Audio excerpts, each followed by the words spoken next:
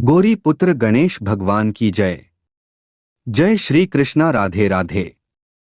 भगवान श्री लक्ष्मी नारायण की जय। आज अश्विन मास शुक्ल पक्ष की एकादशी है, जिसे पापंकुशा एकादशी कहते हैं। आज के दिन शेषनाग पर लेटे हुए भगवान विष्णु जी के दर्शन करने मात्र से हर मनोरथ पूर्ण हो जाते हैं।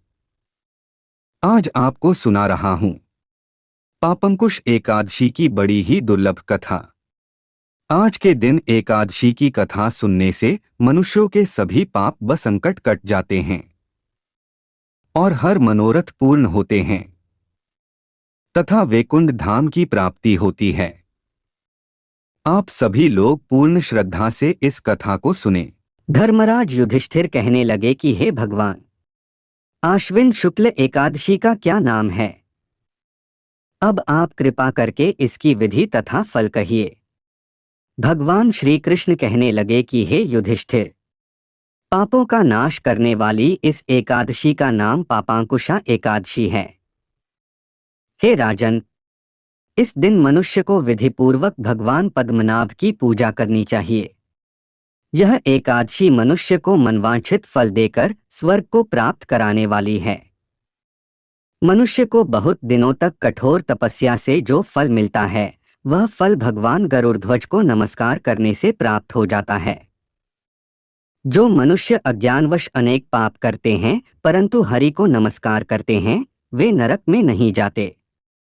विष्णु के नाम के कीर्तन मात्र से संसार के सब तीर्थों के पुण्य का फल मिल जाता है। जो मनुष्य शार्ंग धनुषधारी भगवान विष्णु की शरण में जाते हैं, उन्हें कभी भी यम यातना भोगनी नहीं पड़ती। जो मनुष्य वैष्णव होकर शिव की और शैव होकर विष्णु की निंदा करते हैं, वे अवश्य नरकवासी होते हैं। सहस्रों वाजपेय और अश्वमेध यज्ञों से जो फल प्राप्त होता है, वह एकादशी के व्रत के 16वें भाग के बराबर भी नहीं होता है। संसार में एकादशी के बराबर कोई पुण्य नहीं। इसके बराबर पवित्र तीनों लोकों में कुछ भी नहीं। इस एकादशी के बराबर कोई व्रत नहीं। जब तक मनुष्य पद्मनाभ की एकादशी का व्रत नहीं करते हैं, तब तक उनकी देह में पाप वास कर सकते हैं। हे राजेंद्र, यह एकादशी स्वर्ग, मोक्ष, आरोग्यता, सुंदर स्त्री तथा अन्न और धन की देने वाली है। एकादशी के व्रत के बराबर गंगा, गया, काशी, कुरुक्षेत्र और पुष्कर भी पुण्यवान नहीं हैं। हरिवासर तथा एकादशी का व्रत करने और जागरण करने से सहज ही में मनुष्य विष्णु पद को प्राप्त होता है। हे युधिष्ठिर, इस व्रत के करने वाले 10 पीढ़ी मातृपक्ष, 10 पीढ़ी पितृपक्ष, 10 पीढ़ी स्त्री पक्ष तथा 10 पीढ़ी मित्र पक्ष का उद्धार कर देते हैं। वे दिव्य देह धारण कर चतुर्भुज रूप हो, पीतांबर पहने और हाथ में माला लेकर गरुड़ पर चढ़कर विष्णुलोक को जाते हैं। हे नृपोत्तम, बाल्यावस्था, युवावस्था और वृद्धावस्था में इस व्रत को करने से पापी मनुष्य भी दुर्गति को प्राप्त न होकर सद्गति को प्राप्त होता है। आश्विन मास की शुक्ल पक्ष की इस पापांकुशा एकादशी का व्रत जो मनुष्य करते हैं, वे अंत समय में हरिलोक को प्राप्त होते हैं तथा समस्त पापों से मुक्त हो जाते हैं। सोना, तिल, भूमि, गौ, अन्न, जल, छत्री तथा जूती दान करने से मनुष्य यमराज को नहीं देखता।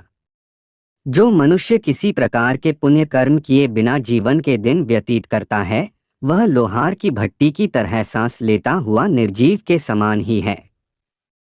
निर्धन मनुष्यों को भी अपनी शक्ति के अनुसार दान करना चाहिए तथा धन वालों को सरोवर, बाग, मकान आदि बनवाकर दान करना चाहिए। ऐसे मनुष्यों को यम का द्वार नहीं देखना पड़ता तथा संसार में दीर्घायु होकर धनाढ्य, कुलीन और रोगरहित रहते हैं। भगवान श्री कृष्ण ने कहा, हे राजन, जो आपने मुझसे पूछा वह सब मैंने आपको बतलाया। बोलिए विष्णु भगवान की जय।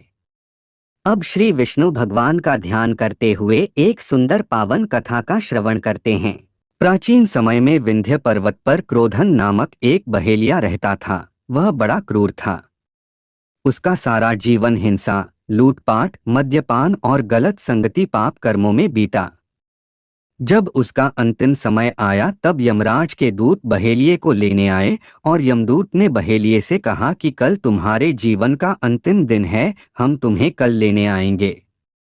यह बात सुनकर बहेलिया बहुत भयभीत हो गया और महर्षि अंगिरा के आश्रम में पहुंचा और महर्षि अंगिरा के चरणों पर गिरकर प्रार्थना करने लगा, हे ऋषिवर, मैंने जीवन भर पाप कर्म ही किए हैं।